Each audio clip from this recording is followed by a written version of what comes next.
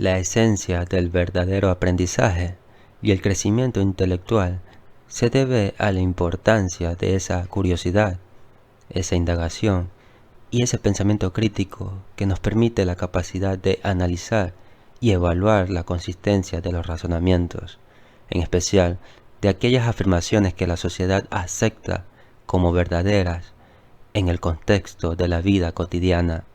En lugar de tratar la mente como un recipiente vacío, esperando ser llenado de información, Plutarco aquí nos afirma que nuestra mente anhela ser encendido y nutrido a través del análisis, el razonamiento lógico y crítico.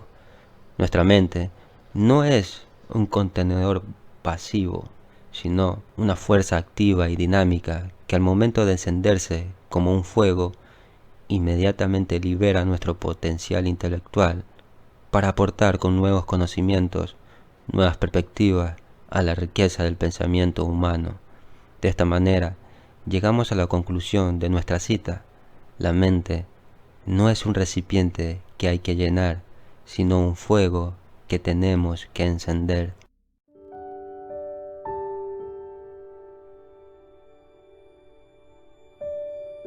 Filópeme perdió a su padre cuando era tan joven que alguien tuvo que adoptarlo, y ese alguien fue Cleandro de Mantinea.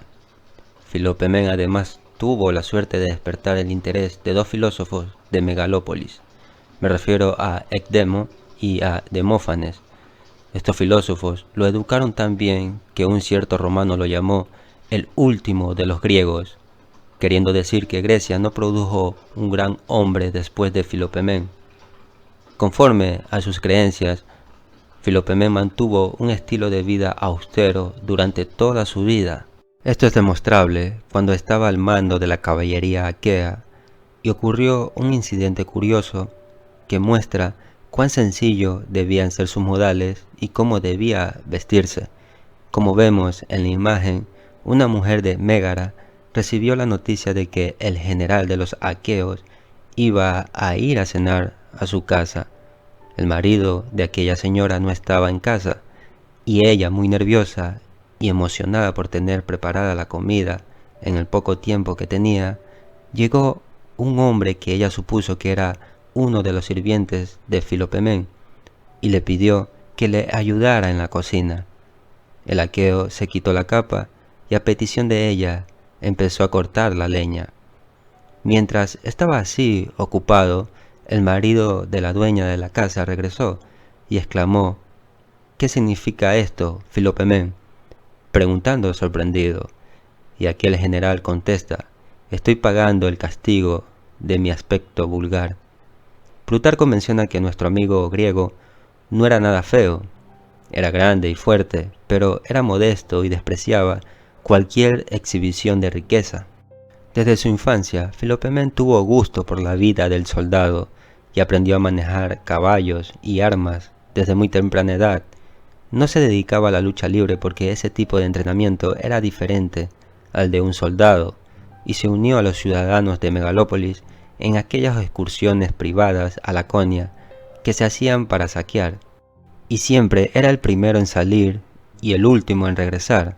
Pasaba su tiempo libre cansado o labrando la tierra, pues poseía una numerosa propiedad a una milla de la ciudad, a la que iba todas las noches. Allí se arrojaba sobre un colchón y no dormía más lujosamente que los trabajadores. Se levantaba muy temprano en la mañana y trabajaba en la viña o en el arado hasta que llegaba la hora de ir a la ciudad y participar con sus amigos en los asuntos públicos. Creía que la forma más segura de no tocar la propiedad ajena era cuidar la propia, y por eso prestaba tanta atención al mejoramiento de su finca. Dedicaba muchas horas al estudio de la oratoria y la filosofía, pero era demasiado propenso a considerar a aquellos que no entendían las tácticas de guerra como personas inútiles para la comunidad. Tenía 30 años cuando Cleómenes, rey de los lacedemonios, sorprendió de noche a Megalópolis, forzó las puertas y se apoderó de la plaza. Cuando sonó la alarma, Filópeme fue uno de los primeros en salir, y aunque luchó con coraje, no pudo ahuyentar al enemigo. pero mantuvo a Cleómenes combatiendo hasta que todos los ciudadanos escaparon, y aunque perdió su caballo y recibió varias heridas, logró hacer buena su retirada. Después, al poco tiempo, Cleómenes les ofrecía la ciudad con todas sus propiedades.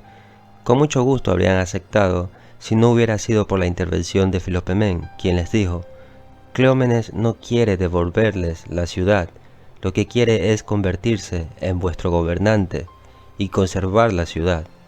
Los ciudadanos escucharon la sabiduría de este argumento y resolvieron no regresar a la ciudad. Esto dio a Cleómenes una excusa para saquear y destruir la mayor parte de Megalópolis. Por otra parte, el rey Antígono se ofreció entonces a ayudar a los aqueos contra Cleómenes y, uniendo su ejército al de ellos, marchó hacia el enemigo. En la batalla que inmediatamente tuvo lugar, Filopemén fue herido en ambos muslos, y una jabalina que le atravesaba todo el cuerpo le salió por la espalda, de modo que no podía moverse ni conseguir que nadie se la quite. Así que yo no sé de dónde tuvo la fuerza y logró deshacerse de esas jabalinas, y luego cabalgó hacia los más reñidos de la lucha y terminó en una victoria completa junto con su ejército.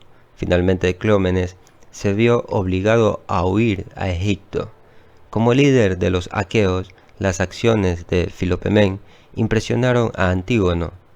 La reputación de Filopemén se hizo y Antígono le ofreció un mando importante si se unía a su ejército, pero Filopemén lo rechazó. El joven fue entonces a Creta, donde pasó algunos años y adquirió mucha experiencia en la guerra.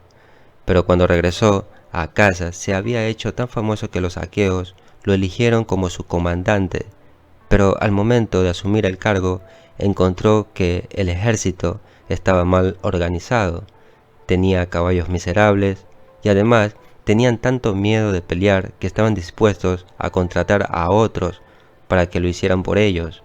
De esta manera Filopemén tuvo que establecer mano dura, sobre todo en los jóvenes, despertándoles el sentido del honor y entrenándolos en ejercicios y simulacros de batalla, hasta convertirlos en buenos soldados, que se vio reflejado en una batalla cerca del río Larisa.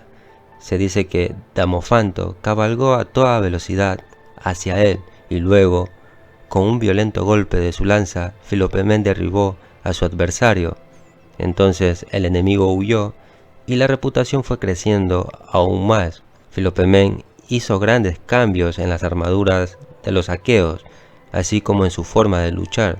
No solo aumentó en los hombres el gusto por las cosas de la guerra, sino que las mujeres lo compartían hasta tal punto que sus gastos diarios disminuían, de modo que el dinero así ahorrado podía gastarse en armas, caballos y armaduras. Las tiendas estaban llenas de escudos, oro y plata. Los hombres pasaban el tiempo desfilando y las mujeres adornando los cascos y bordando chalecos militares. La sola visión de estas cosas tendía a hacer que la gente fuera valiente y lista para enfrentar el peligro. En la batalla de Mantinea, que los aqueos libraron contra Mecánidas, el tirano de Lacedemonia, Filopemén tuvo la oportunidad de demostrar el valor de sus mejoras militares, ya que con sus habilidades logró matar al tirano, y esto fue considerado como una hazaña tan maravillosa que los aqueos erigieron una estatua de bronce en Delfos, dedicada a él.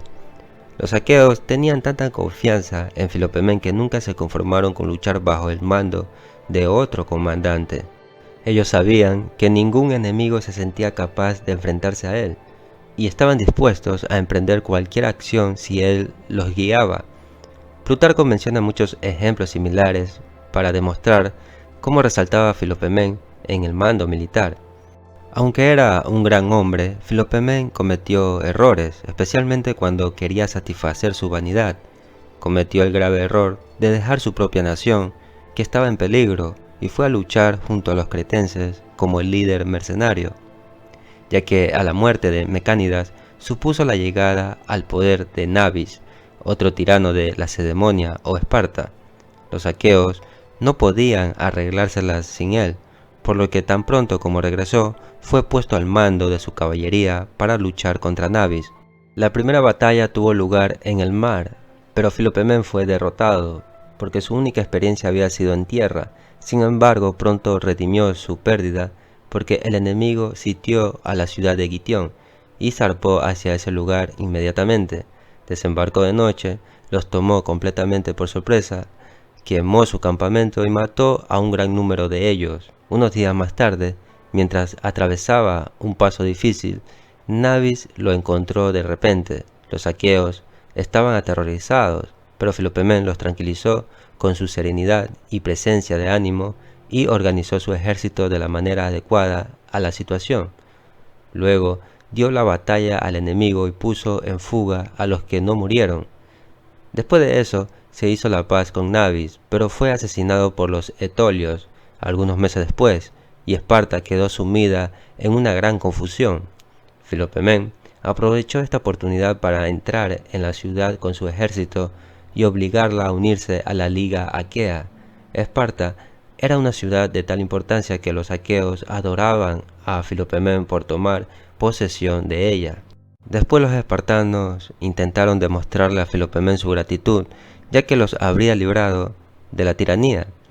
Pero cuando observaron el estilo de vida sencillo y los modales dignos del comandante, no se atrevieron a ofrecerle dinero, porque él aconsejó al pueblo espartano que no tentara a los hombres buenos con dinero, sino que lo utilizaran para silenciar a los malos y hacerlos menos problemáticos, y así mantuvo firme su rechazo y se mostró por encima del soborno.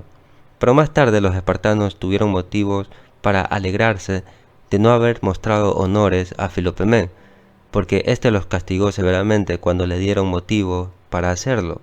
No solo desterró a personas y quemó sus murallas, sino que abolió las leyes de Licurgo e insistió en que los niños espartanos debían ser educados como los aqueos. Así que en la primera oportunidad aprovecharon los espartanos para conseguir la ayuda de los romanos y restablecer, en la medida de lo posible, sus antiguas leyes y costumbres. Filopemen tenía 70 años cuando fue elegido general de los aqueos por octava vez. Esperaba pasar el resto de su vida tranquilamente, pero no fue así, porque Dinócrates, un mecenio que lo odiaba, indujo a sus compatriotas a deshacerse del yugo aqueo.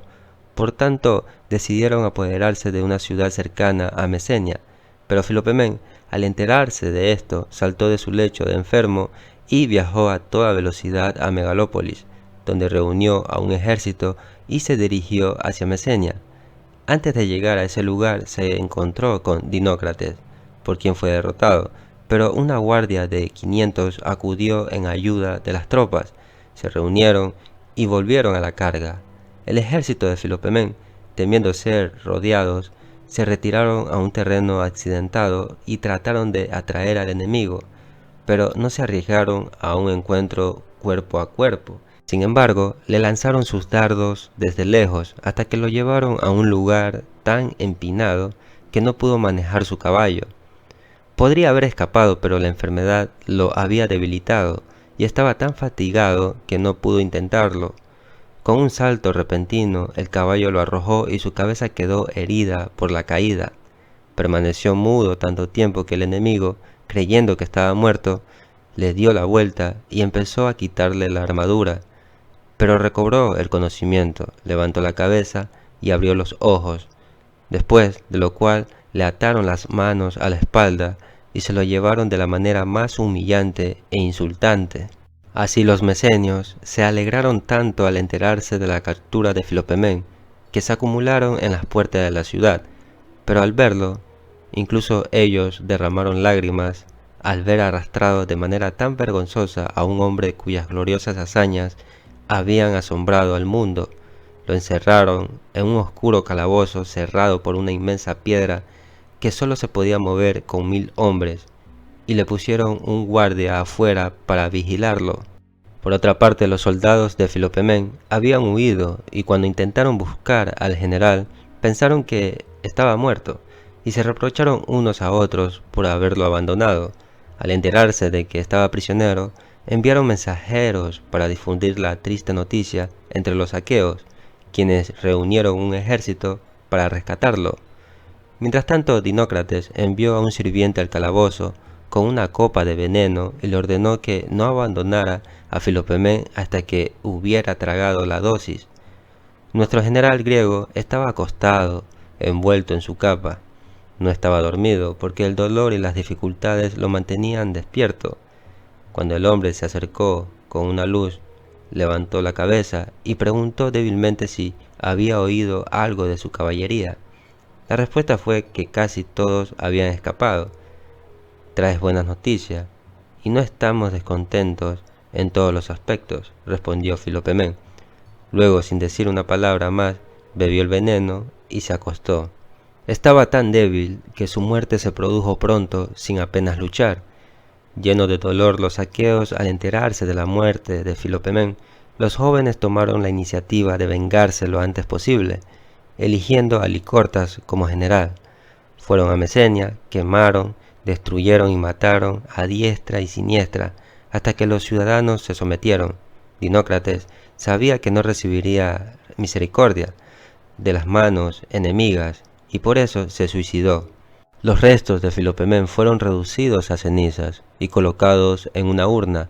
Con esto, sus compatriotas regresaron a casa triunfantes, pero al mismo tiempo con solemnidad fúnebre. Después del entierro, los prisioneros fueron apedrados cerca de la tumba. Se erigieron muchas estatuas en nombres de Filopemen. Se rindieron muchos honores a la memoria de este gran general, y en diferentes ciudades griegas, incluso los romanos, respetaron su memoria.